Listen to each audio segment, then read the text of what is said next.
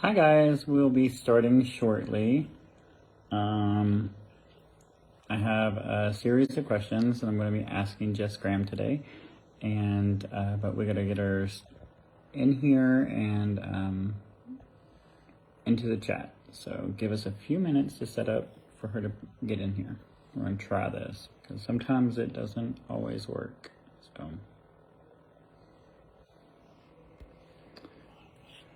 She has to be a guest. She has to be watching it first for me to. Oh.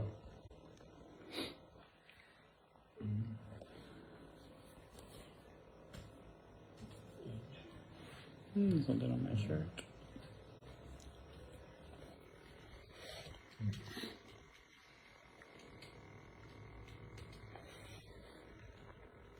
There we go.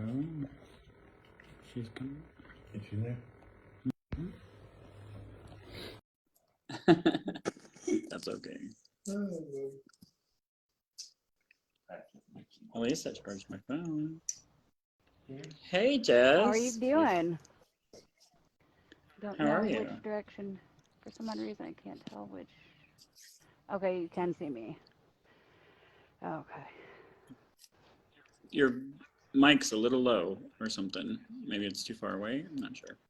Can you hear me better? I'm on my headset. Really? Let me. Sorry. Can you hear me now? Yeah, I can hear you. You're just a little low. I think you're a little far away from the thing, but.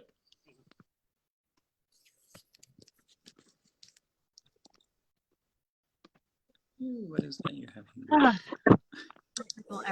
I am not. It's always technical difficulties, right? Yeah. So how are you doing today? Where are you at? I am Monroe, Ohio, headed to Connecticut. Rome, Ohio? Monroe. Monroe. South by Cincinnati. Okay. So yeah, I just wanted to bring you on and kind of chat a little bit. I know we see each other and we talk to each other in passing, but we don't ever really get to spend any time to talk or do anything. So I thought it would be a really cool thing. And so I had Jess reach out to you. And so I just wanted to bring you on. And we had our whole entire group, we kind of got together just to bring a series of questions up. And you looked excited about that. But yeah, we had a series of questions we just all came up with. So they may not be exactly the normal interview questions, because we're kind of trying to do something where it'll be, out of the norm. We want to talk about, instead of the typical, interview, we want to talk just about everything. So I know that. I'm back, so I'm ready for it. Well, first, basically, I would like to know how long you've been in the industry, and for you to tell us a little bit about yourself and the organization you're a part of, and what all you do. I started in transportation in 2007 doing taxis and sedans, and in 2012 moved up to the heavy trucks. I know a lot of people might not know my story. I got into heavy trucks to get away from my abusive ex, and so I got my CDL and got in the truck. And once I was trained in solo, I went back and picked up my daughter, and I homeschooled her in the truck that first year so that we could actually get situated and get our feet underneath us. And now I'm on the board of directors of Real Women in Trucking, and I stumbled across them when I was just looking for a group that I could belong to, that I could share my experiences, because we all know that we get into trucking thinking we're still going to be able to make connections with our friends before trucking and our family, and we realize once we get into trucking, all we know is about the truck. So we tend to lose those people that aren't in the industry on the day-to-day, and so it becomes isolating and lonely out here unless you can find your group or your crew or where you belong. And that's what Women in Trucking is to me. And they're just a nonprofit that started as a ragtag group of lady drivers wanting to see some changes happen, and they've been fighting for better conditions for 14 years now. Right. Yeah, I mean, I completely understand the mental health and finding that spot where, that's how we started. It just was finding that spot where people belong, just to be able to be social with each other, and because you get so in this bubble inside of a truck, and so you can get lost in there. You can get lost in there, and so mental health is so important. Be able to socialize and be with others that understand you, because it's not for everybody to be a truck driver out here. And that's So exactly, I completely understand that. having that disconnect from the real world, as I call it, because it's a totally different universe.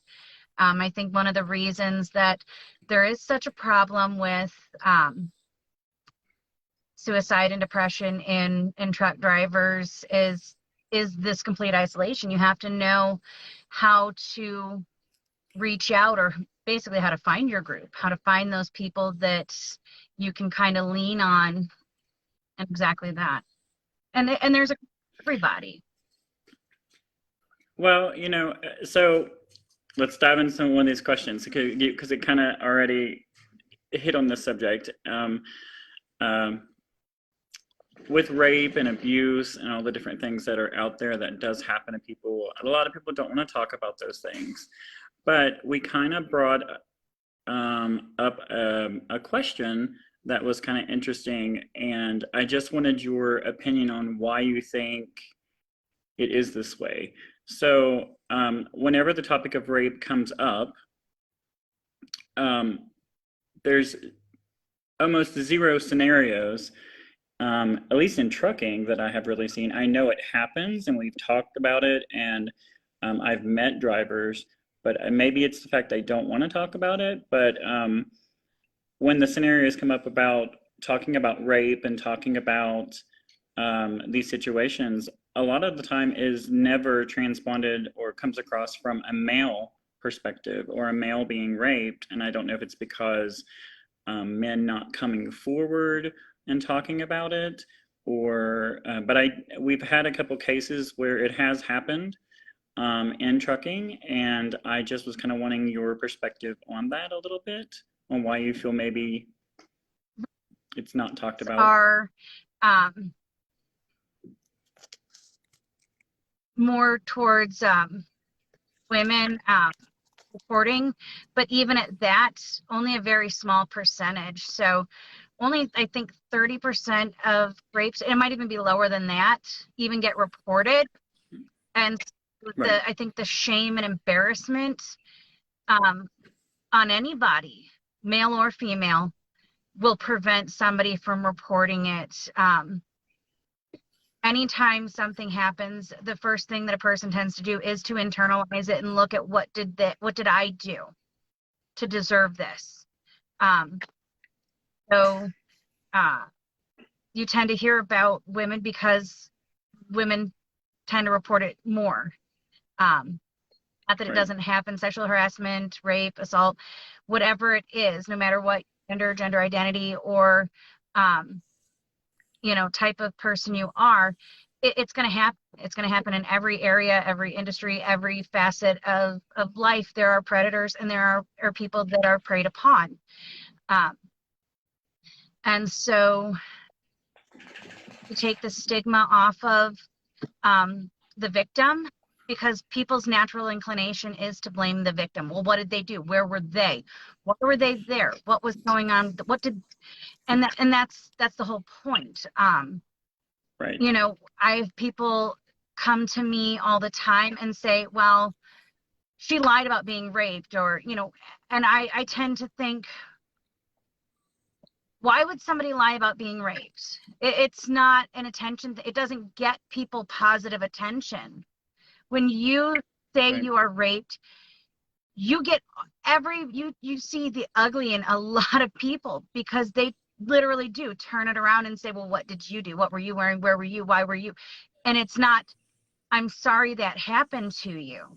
I'm sorry that somebody took advantage of you.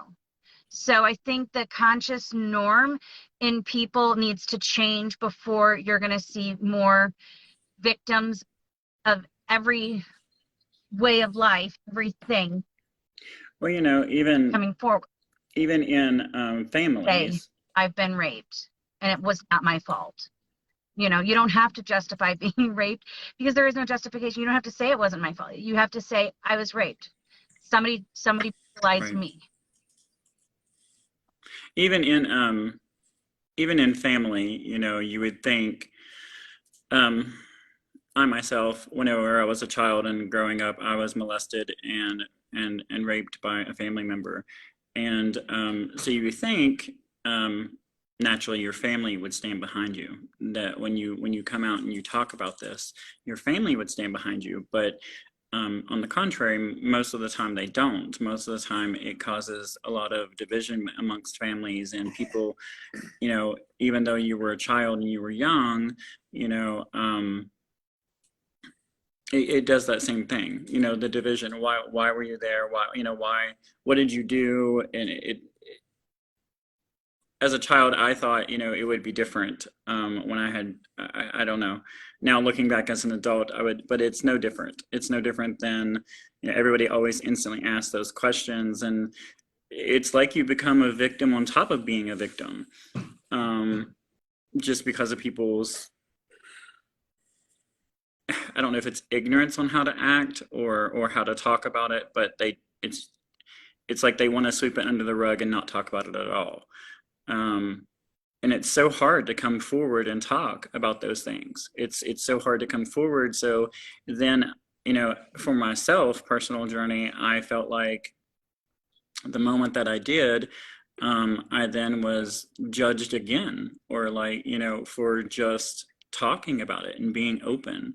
So, you know, I just was curious, you know, that was one of the questions. So we have a couple others on here. I just, we're going to skip around a little bit on these questions because you kind of answered already about real women in trucking, and that was one of the questions. And then, so one of the other ones about real women in trucking, though, was why did you choose to work with Desiree and the group? And then what makes the women's organization different than any other women's groups that are out there? I fell in love with Real Women in Trucking because from my first um, poking around with the group, I noticed that they were different. They were not talking about how wonderful it is out here as truck drivers. They were saying the truth that it is shit. It is hell on wheels out here. But if we stick together, we can change that and we can actually work together and help each other. So that is what drew me to them is their brutal honesty.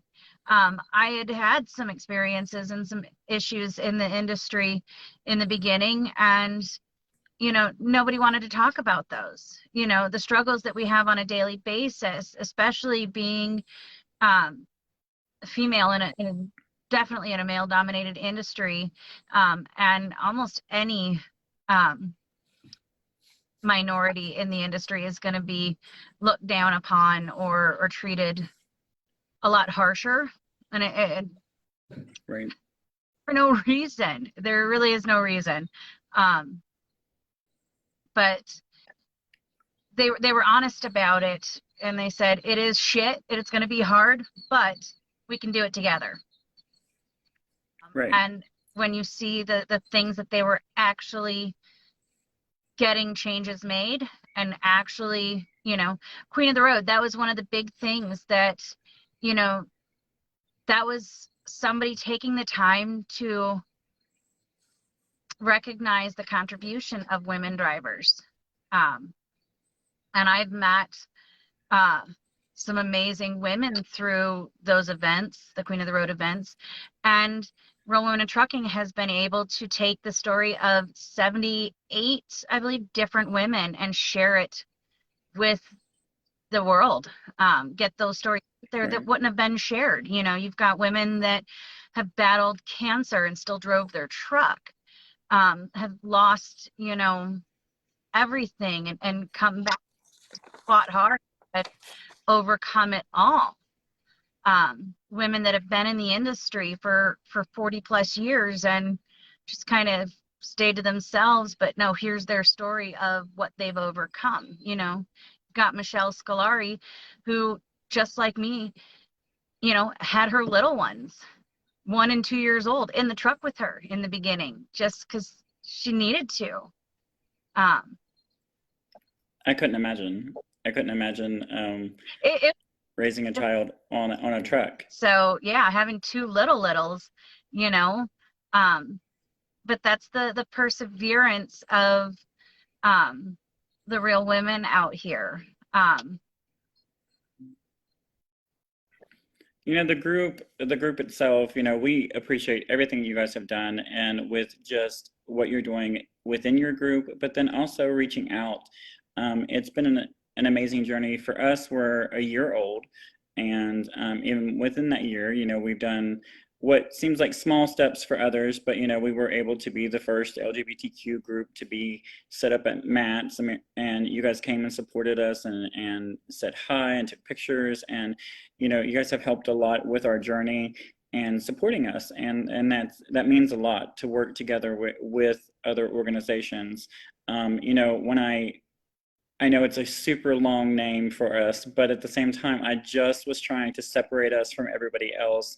And I had to put networking on there because that's really what I was seeing that wasn't happening in trucking. A lot of people don't want to network together. They don't want to socialize and have that camaraderie that no longer really exists. My dad was a driver, Ricky's dad was a driver. So, in the older generation of truckers, there was this camaraderie, and there wasn't the modern day age of technology and all this stuff. So the way you stayed in contact was CB radio, or it was just a different world back then. But there was all this respect for drivers amongst each other, and I really want to try to bring that back.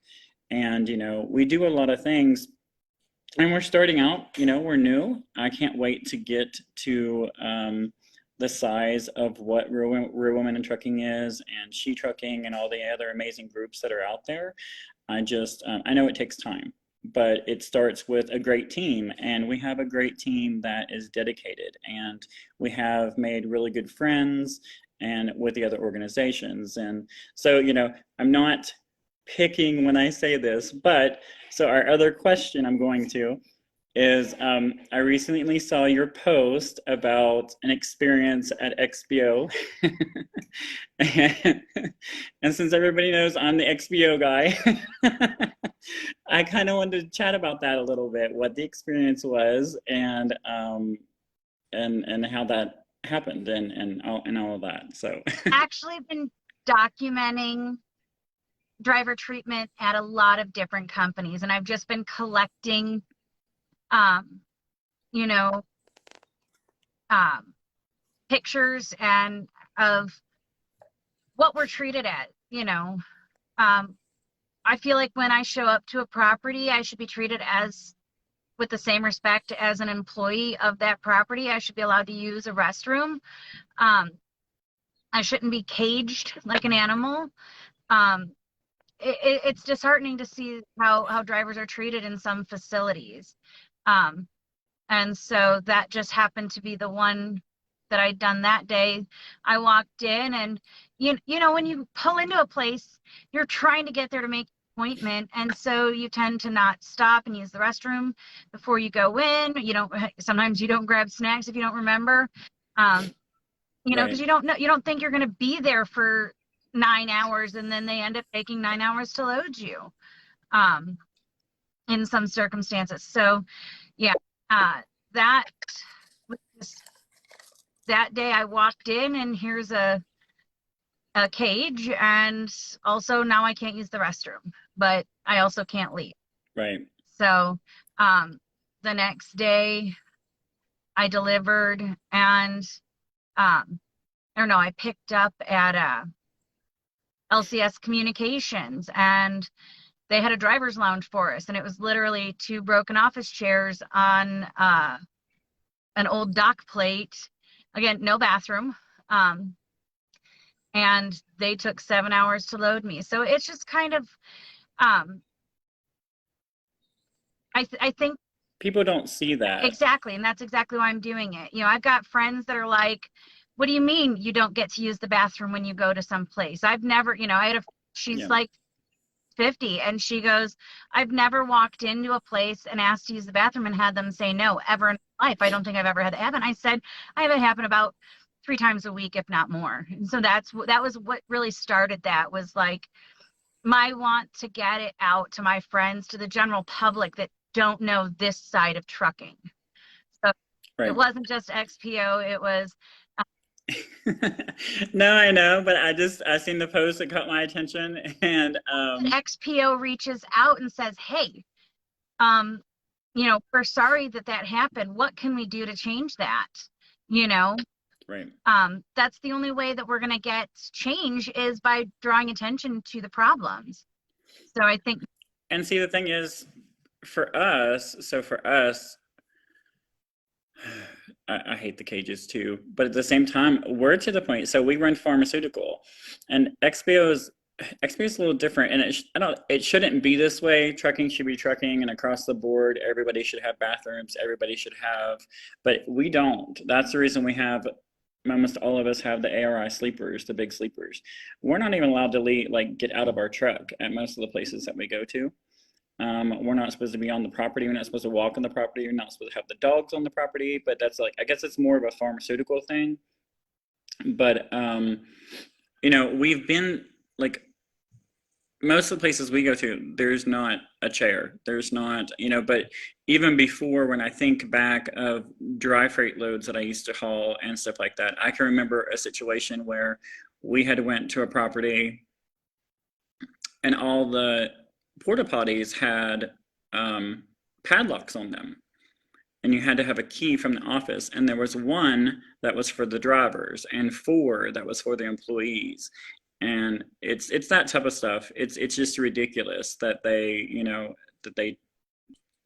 treat us horrible. I mean, I would say treat us like dogs, but my dogs are treated like little queens, so that's not a good reference. But I mean, they just treat us horrible. They do. And so that you're putting a visibility to that is amazing. I like the idea that you are. It really wasn't about the XBO thing. I just thought it was kind of a funny thing. But at the same time, bringing visibility to stuff like that, that's what we need to be doing in the industry, and we need to be showing these things. So it's very important that we are. And so I'm glad that you're doing that. And I'm even gonna I kind of forwarded some of that stuff. I screenshot it, forwarded it to XBO people, because they need to see that stuff. They ask all the time, of us, as employees, what can we do to be better?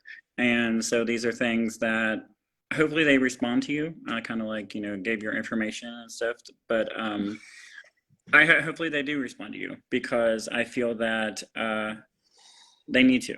They need to know. They ask these things, and that's a lot of the things I got my passion from, was when I was doing this and thinking about the organization.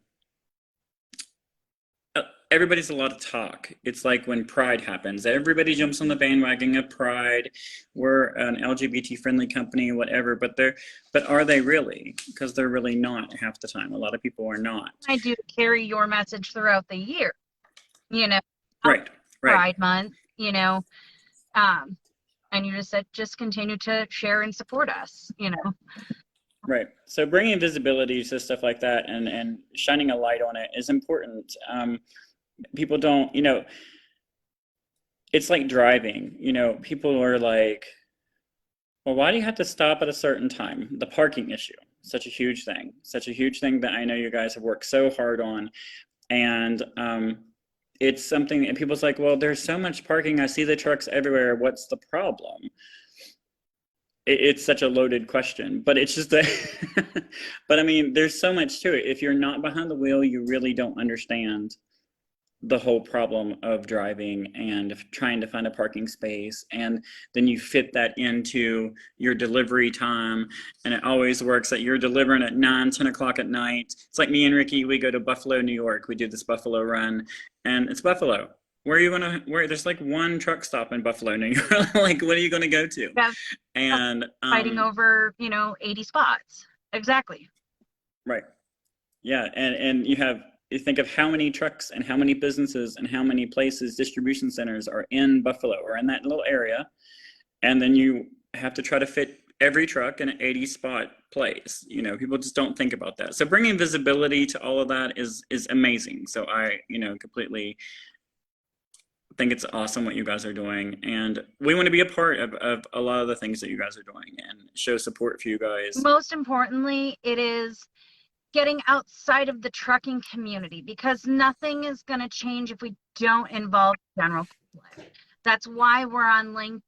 That's why we're on Twitter. That's why we really try and have all the social media covered, and we share it across the board, and I hope that my friends share it with their friends. Like I said, the reason I started Right. sharing that I don't get to use the bathroom every day, like a real bathroom every day, is because my friend Mary didn't believe me, and she would never have known that tidbit about trucking, even though she's a government contractor that works in engineering. She's a city planner. This is stuff she needs to know, but no one's told her. Right. So Right. that's one of the things that I've, found, and that Real Women is really good about, is getting outside of the trucking community. Because we all know everything we are talking about are dirty little secrets that stay within trucking, and nothing is going to change unless we're Right. outside of the trucking network and get the general public involved. So, talking about stepping outside of the stuff and doing things new, and nothing's going to change. So, I have two other questions, and then I'll let you go. But one of our questions was, being that in 50 years, being at Matt's and everything, no one had ever set up as an LGBTQ group on the floor. What was your reaction on seeing us there? Like, how did it make you feel? What was your reaction on us being there? I was so happy. I mean, you remember I was sitting outside having a cigarette, and I saw you pull it up, and I just wanted to make sure, I tried to get a picture, but my phone was acting weird. But, I was happy that you guys were present and so excited, but I was also disappointed that they had you buried so far into the building and not up front with the other organizations. So I hope that Matt's gets their act together and realizes that it's more, they need to make sure every trucking group is represented up front and center. That way that drivers, people that go to the trucking show, can have a chance to find their group. That's what we've talked about the whole time. There's a group for everybody. And if you've got some buried in the back, it leaves people out. Right. People will leave that show saying, maybe this isn't for me. But if you're up front and center when they first walk in and can see all the groups, they've got a group for everyone, then people can actually find out that they do belong in trucking, and that trucking is for everyone. Right. It's the all drivers means all. I made that kind of that shirt, and I loved it, and I was just like, and we couldn't, so it's just, I was thinking about it, and I was looking around, because in trucking, when you're driving and going, you see everybody from, people that just turned 21 to grandmas and grandpas that just want to explore the road, and all different ethnic backgrounds. So you see everybody. I've met so many amazing people. And so when I thought about that, I was like, but when I go to trucking shows, I love trucking shows. I'm not knocking them. But when I do a lot of things in trucking or go to trucking shows, I don't see the diversity as much widespread to represent everybody. And I want that, whether you're gay, straight, bi, it doesn't matter. I just want to see everybody represented.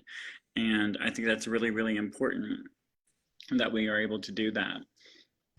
And then our last question, and basically, so right now, I know that you're an owner operator, and then you also, you own your own. What was it? I know, living the dream. It's not as fun as they make it out to be. But don't do you own a couple other trucks as well, I think, Yes. right?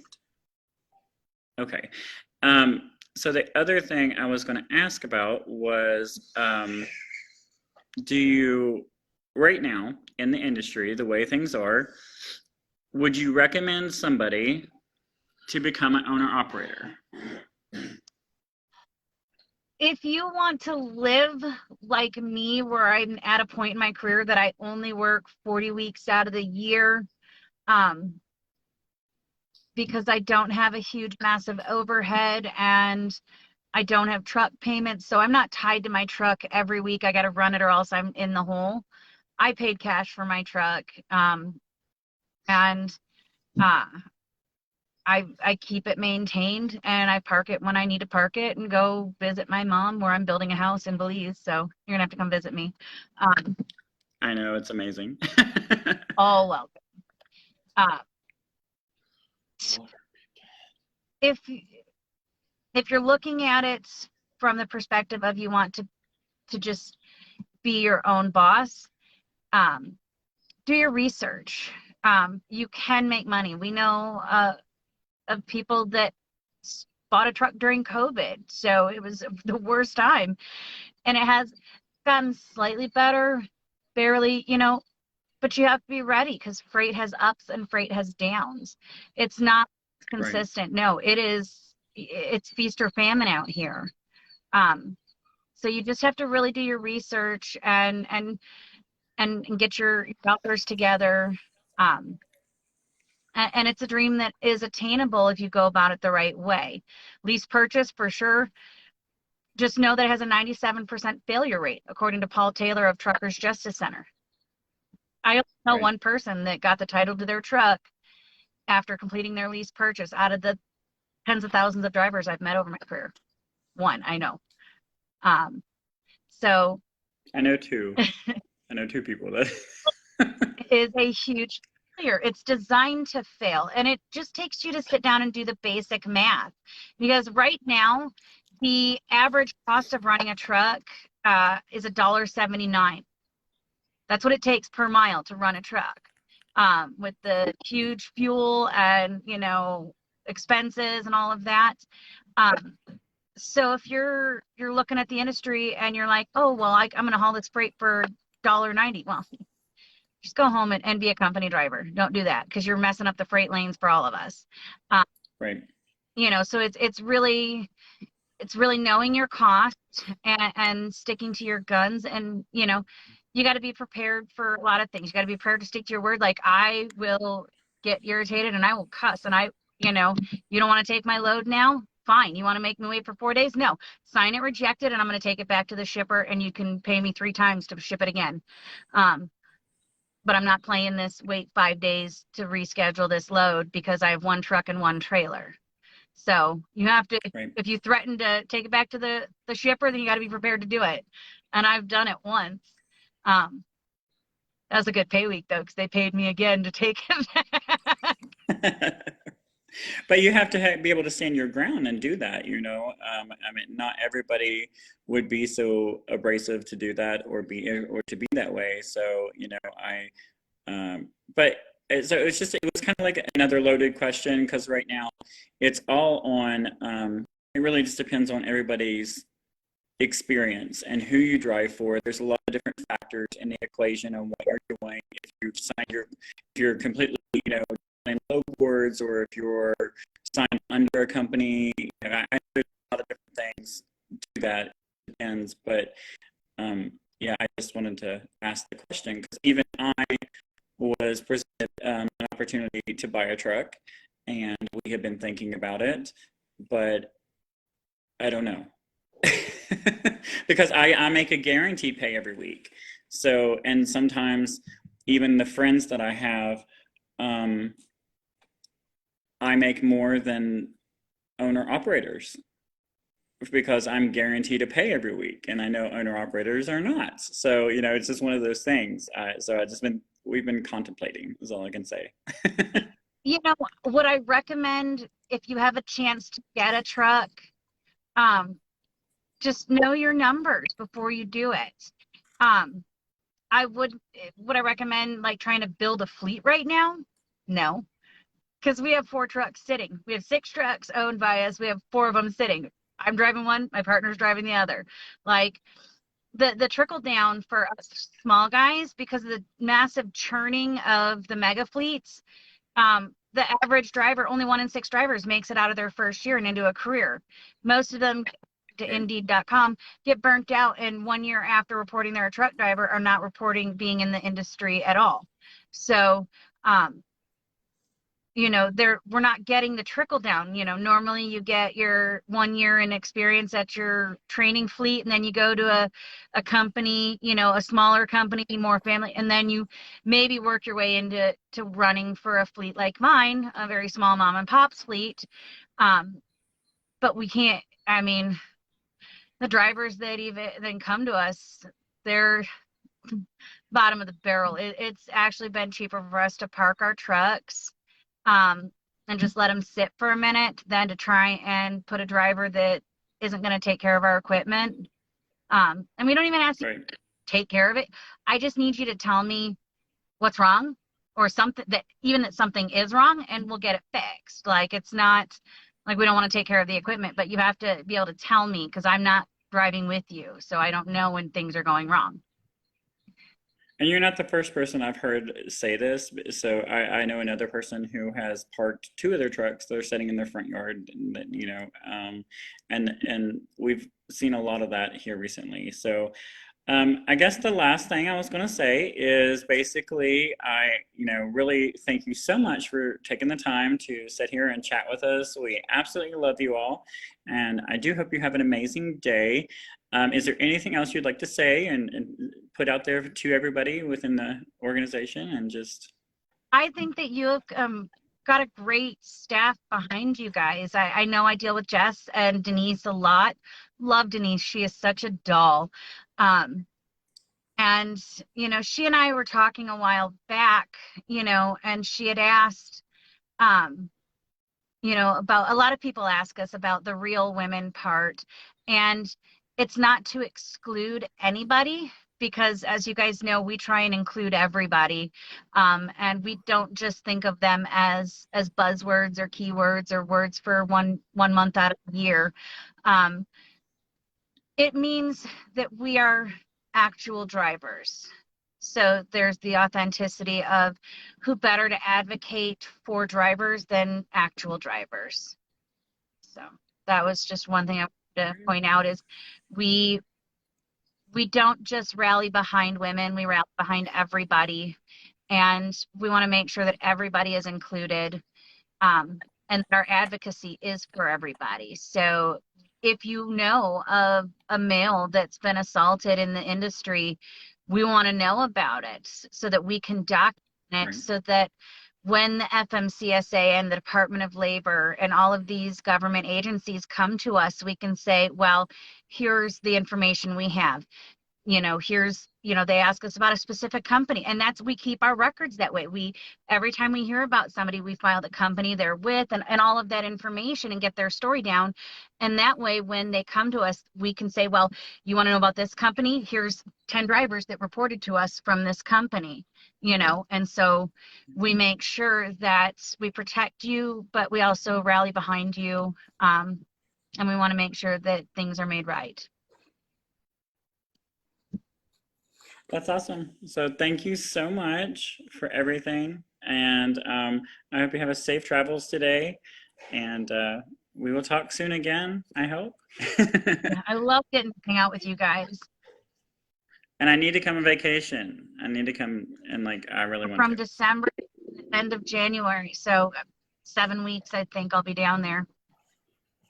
That's awesome. I have never been. It would be amazing. So. And then I'm not sure. My friend keeps trying to get me out to Hawaii, and I'm like, why, when I go to Belize? But so my travel schedule for next year, I'm trying to plan out all my 40 weeks of work versus my 12 weeks of vacation that I take. And if my partner will let me, I'm probably going to split it to 35 weeks of work. Start changing it to a week and a half at a time. Take a couple more days until eventually I'm working like 6 months. Hey, he doesn't take Right. vacation, so I'm going to take his vacation and mine. That's awesome. That's awesome. I would. All right. Well, I thank you so much, and you have a good day. You too. Bye.